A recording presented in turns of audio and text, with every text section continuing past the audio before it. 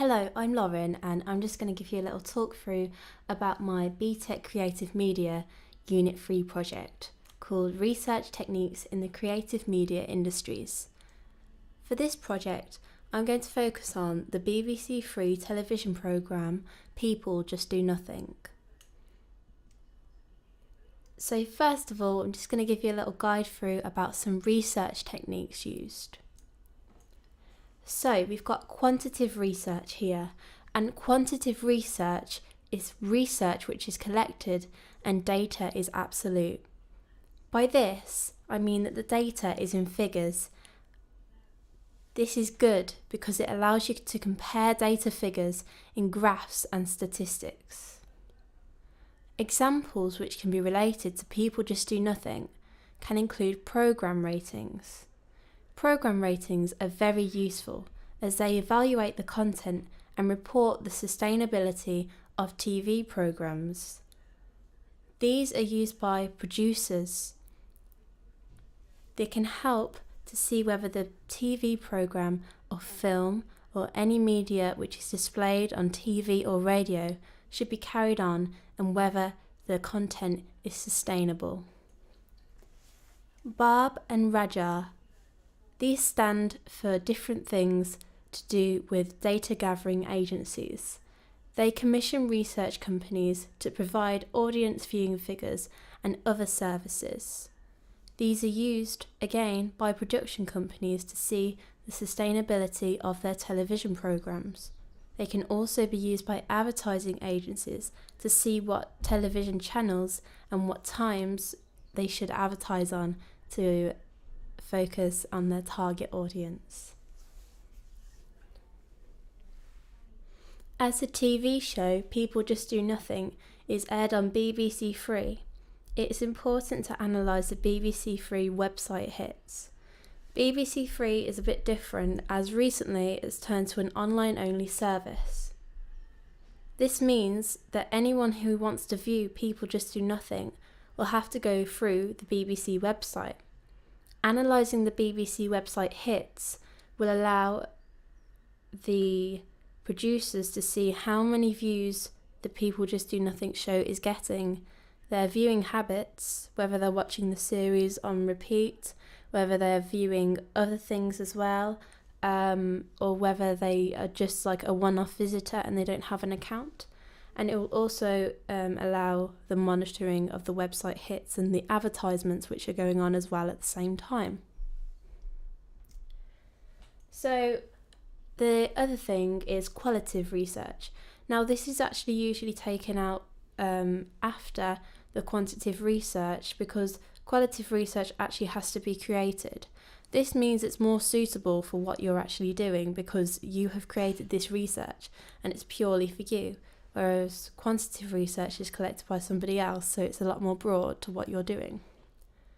So its definition is the gathering of information in a non-numerical form. What this basically means is you're asking people for their opinions, which is good because it gives you a more in-depth and detailed opinion and idea of what they think. This can be collected in reviews. So this shows people's views on the show and their opinions. The websites, so currently the show is featured on many websites like in articles and reviews, and the show also has a Facebook page which is quite interesting because it means that people can actually comment on the content they're producing more easily. Without setting up an extra account, they're on their Facebook, they can just give the page a like. And this is really good for advertising as it gives the company a free advertising platform and it targets directly their fans. Advertising campaigns for the show. So due to the show being online only, because it's BBC Three, there's going to be needed quite a lot of advertisement offline to get people to see the show. So there was actually a project set up with the BBC you've probably seen this on the TV a few months ago, where when BBC Three were moving online, on every single BBC channel there was advertisements about this move just to let everyone know, and this actually really helped. Radio campaigns can also help advertise the show.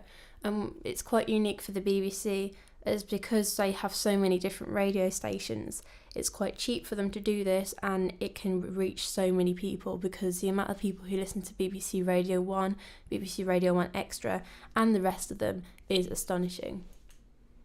Focus groups. Focus groups are actually really important. They're done directly by the people who want them done. So they can select people of different demographics, different places everywhere. You've got a really broad section of people, and basically they will watch the show and they will give opinions on their shows. They will relate it to different shows and basically just review the show in all. And this data can be used then in correlation with other data to determine any future release of content by the company. Next, I'm going to talk about audience research. Quite self-explanatory. Audience research is researching into the audience. Audience data. So this is data which includes viewing numbers, audience demographics, and where they are viewing the show from and how. So what I mean by that is, are they viewing it on their tablet? Are they using their TV? Are they using a phone? Are they using a laptop or a computer? And this can actually really help to see where you should advertise, because if you've got people watching from their TV at home, if they set up like iPlayer or something, then they're not going to get a lot of advertisements through. But if they're on their phone, then you can actually set up like emails to alert them of different shows which are similar to this and which relate to this. Audience profiling. So because it is an online show, it allows you to be, you can learn a lot more about your audience from it being online. Because if they're using the BBC Free website, you can actually track what other shows the audience is watching, the person is watching on BBC. So you might find that quite a lot of people watch People Just Do Nothing with another show, which could suggest maybe the show should do a collaboration or actually take some of the good things from each show and focus it more on that, because that's what the audience likes. And it just gets to build like a personality of your audience, making it more easier to actually come up with new ideas. The demographics. This involves the age and gender of the audience. So, for example, this show heavily relies on grime music as a theme and topic throughout the series. And normally grime music is listened to by the age range of 15 to 30. Predominantly male as an audience. Obviously the audience is a lot wider than that as well, but mainly this is the sort of people who it attracts. This can actually help determine the advertising strategies used to focus this, and it can really help. Next you have consumer behaviour. So you'll notice like on the BBC or any other viewing platforms like Netflix, you can actually easily rate the show and give it out of 5 stars or 4 stars, however it works on that website or viewing platform. And this allows you to make direct connections with the audience to analyse its feelings towards a show. Audience awareness. So this is actually something which a company develops over time. And the more aware a company is of their audience, the more they actually know their audience. Therefore, they can edit their products and make the products more suitable for the customer. In TV, this can work in many ways, but one of the main ways which is important is the viewing time. So if it's actually a show which is aired on TV, are your audience more likely to watch it if it's on 5 o'clock, 3 o'clock in the day, or 10 o'clock at night? For example, Antiques Roadshow probably wouldn't get a lot of viewers at 11 o'clock at night. Whereas if you put People Just Do Nothing at 2 o'clock in the afternoon, the audience will probably all be at work or doing something else. So you've got to really think about when your audience is going to watch the show. This has become less important in this day and age because the increase of demand TV. So quite a lot of people don't even watch TV at the time it was aired. For example, quite a lot of people watch television and media through Netflix, and that's just it just happens at any time of the day. So the viewing patterns are quite disturbed of people.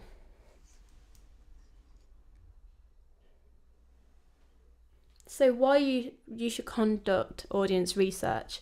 It's very, very important. First of all, it helps determine the size of the audience. So there's no point in you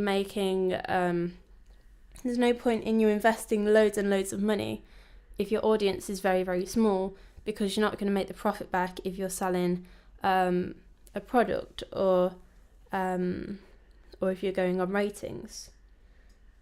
It also helps to determine what channel it should be put on. For example, EastEnders is put on BBC One at quite a prime time, and that's because loads of people watch it. Whereas something quite niche like this is put on BBC Three because not as many people would watch it. But as it grows in popularity, it'll eventually get to maybe the BBC One stage. It also helps the company to learn about the audience demographic. So, for example, age is very, very important. Should it be actually brought up in the rating? Like, should it be a PG? Should it be a U? Should it be an 18? Should it be a 15? And what sort of content they should include in that, whether it should be swearing or not, and that's very important. It also helps the company to discover audience preferences. For example, the audience might like more music included. The audience might not like as much music included. They might want more comedy, they might want more real life. So that's extremely important within the production and creation stage. It gives you an insight into your target audience and where to advertise as well, because if you're finding that most of your audience actually have social media and Twitter and Instagram and Facebook, it's quite important to advertise on these social media platforms. But if you find that most of your audience don't, then what's the point in doing this? Next, I'm going to talk about product research. So product research comes in a number of forms.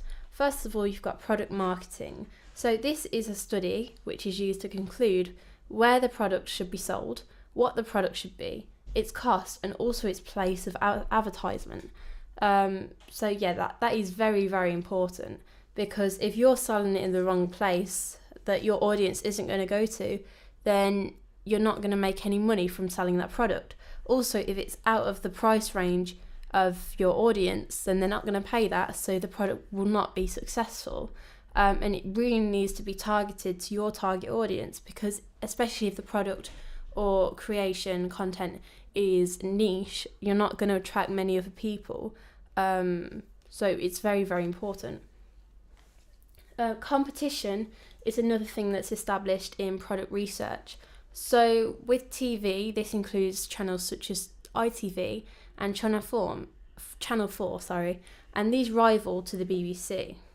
The BBC would have to consider funding heavily for a film adaptation or album release of the successful show. So, for example, in this case, People Just Do Nothing.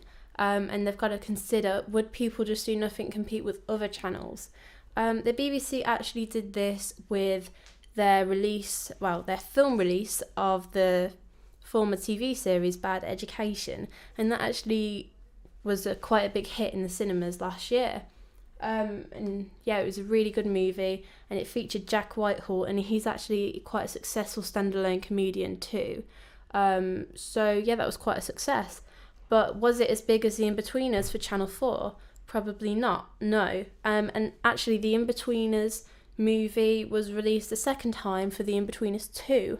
And for this they needed quite a lot of funding, because they actually went to different parts of the world. And you'll find this quite a lot when a TV series turns into a film.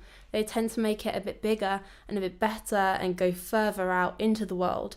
For example, Inbetweeners 2, they went to Australia.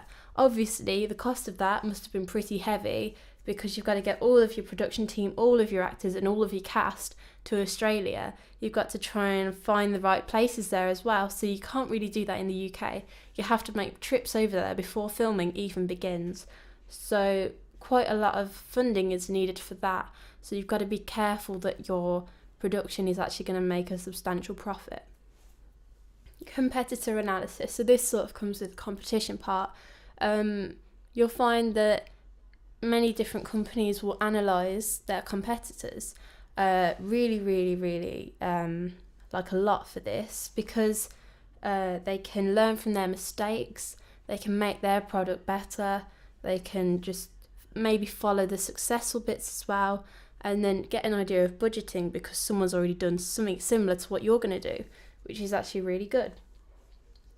So advertising effects, as it says in the name, it's effects of the advertising, and it's effects that advertising has on the buyer.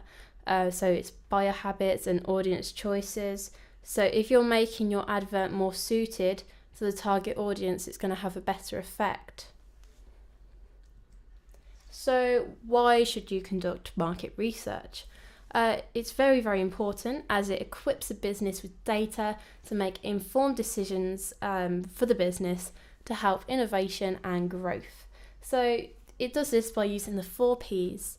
The 4 Ps are product, price, placement, and promotion. So the product is actually what you're selling.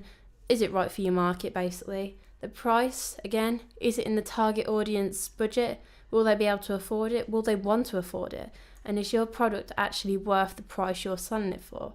And will the price you're selling it for make a product where, like, if you're selling something and it's cost you £15 to make and you're selling it for £16, that's only a £1 profit. Will that afford for all of your workers? Will it afford for the transport cost? Will it make you a profit that is substantial? The placement.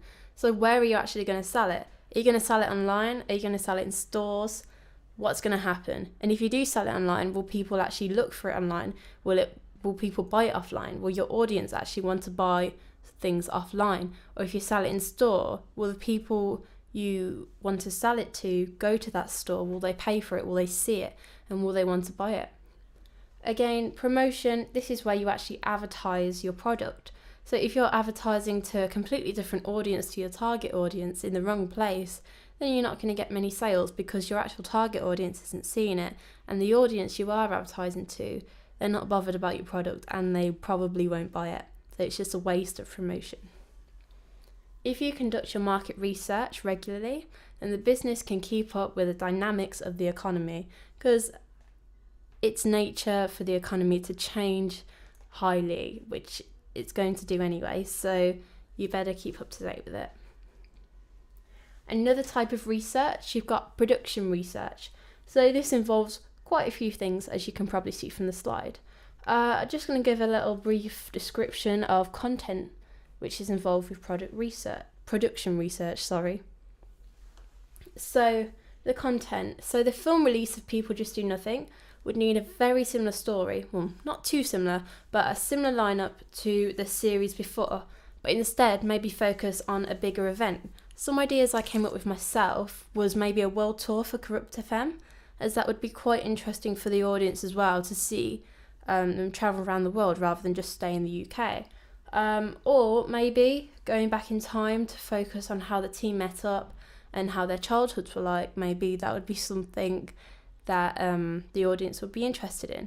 But then again, these two options you'd have to see through market research, through audience research, whether the audience would prefer, whether they prefer the music side of People Just Do Nothing, if so you'd focus on the world tour for Corrupt FM, or if they preferred actually like the livelihoods of the people in Corrupt FM, and then in that case you'd probably go for the focusing on how the team met up and their childhoods one.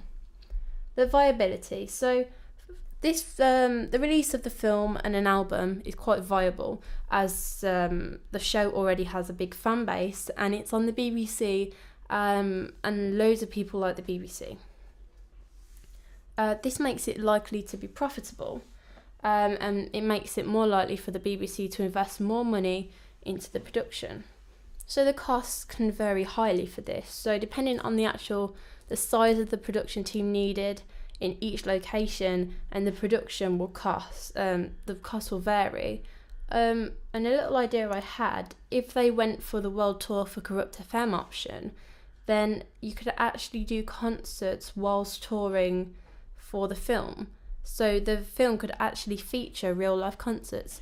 And assuming that the Corrupt FM actually has a big fan base anyway, and are big in clubs around the world, then you could actually get the Corrupt FM to feature clubs, do concerts, raise money from tickets, and this money could go towards the production of the film and paying different people.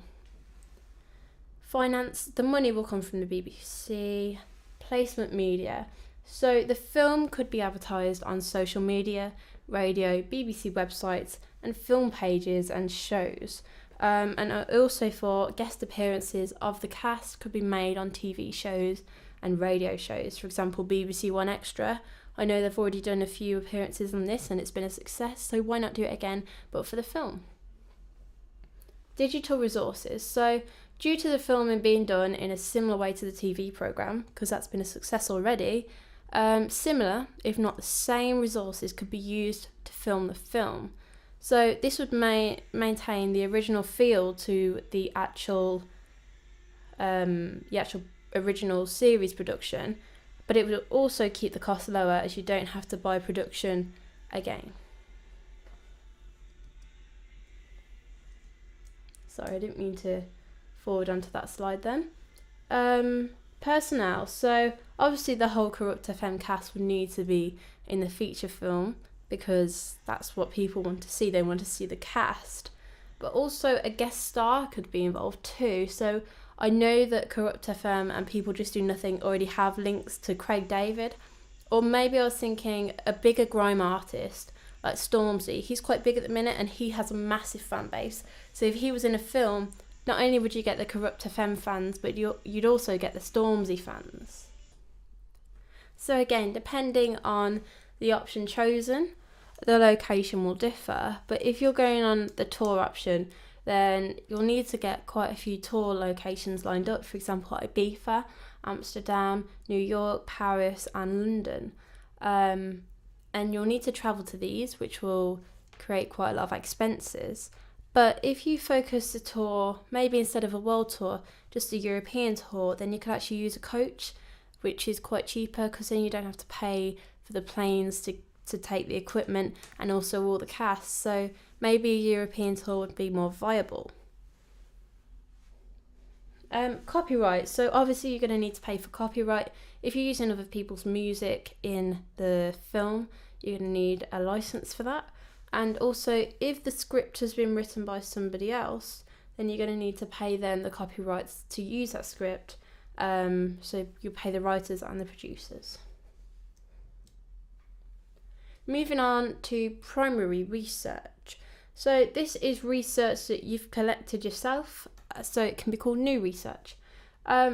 Ways of this are interviews. So this is when you're getting somebody, you're asking them the question, and it can be an open question. And open questions basically mean, so instead of a yes or no, they can answer whatever they want. So it's like a sentence, and it's great because it gives you a more detailed idea of their opinion, but then it's harder to compare their opinion to others. Whereas the closed question would be yes or no, or giving them an option, like a limited option of choices, so you just tick the box sort of thing. And that's quite good because it allows you to compare, but then again it has its limits, it can't tell you everything. You can use surveys as well as a form of primary research, and that basically you use the same set of questions on a variety of people to understand a wider opinion. Focus groups, I mentioned these earlier. You get a bunch of people together and they judge and rate the show and give their opinions. This is great because you can probably actually be there once they've watched the show, and the focus group can be of a certain set of people. So you could actually get a focus group of 17-year-olds, and that's a focused audience maybe, and they can judge their opinion. You can also set up internet forums. This is quite a good thing because having people, you can get anybody to go on there, and you can open the forum, and it allows discussion about the topic, which is the show in this case. And I actually think these are really, really good because people can bounce off other people's ideas, and you can sort of see conversations occur about the show. Questionnaires are another important thing. And it's kind of similar to a survey, but you ask people to fill in the questionnaire, they voice their opinion, and then you can form stat data of that result. Next I'm going to talk about secondary research, and this is existing research which has already been collected. You'll find that most of the time that this data is less specified and less, more broad to the topic you want to focus on. So although it's useful, it's not exactly useful to your although it's useful, it's not. It wasn't formed purely for your investigation. It was formed for a wider reason, but you can still use it. It's still relevant. So you've got magazines, any articles or featured published resources regarding the show or Corrupt FM, or maybe just the topic of grime music. Same again with newspapers. Ratings. Show rating is judged by the audience of the show and scales from data gathering agencies. Books, so any stats, facts or data included in a book. And also journals, so some some papers may have been written about the show or the genre. Next we have data gathering agencies. So these are really, really important. So they gather information through commissioning research companies. Quite a few popular ones for TV and radio would be BARB and RAJAR. So Barb and Rojar basically. So Barb provides the TV industry with audience measurement. So their aim was to create a standard audience measurement, and it's used by broadcasters and the advertising industry. It's co-owned by the BBC, ITV, Channel 4, Channel 5, Sky and IPA. You've got Rajar as well. Rajar works with the UK radio industry, so instead of TV it's radio this time, to form an audience measurement system. So same again really, but for radio. It's jointly owned by the BBC and IPA. YouGov. So YouGov works internationally with internet-based films and TV, and they conduct research via polls and surveys. And Mosaic, so this is Experian's system for classifying UK households. It's used to analyse customer household habits, and it helps to specialise advertising through direct mail, emailing, texting, online and TV. So that's it really. Thank you so much for watching. Yeah.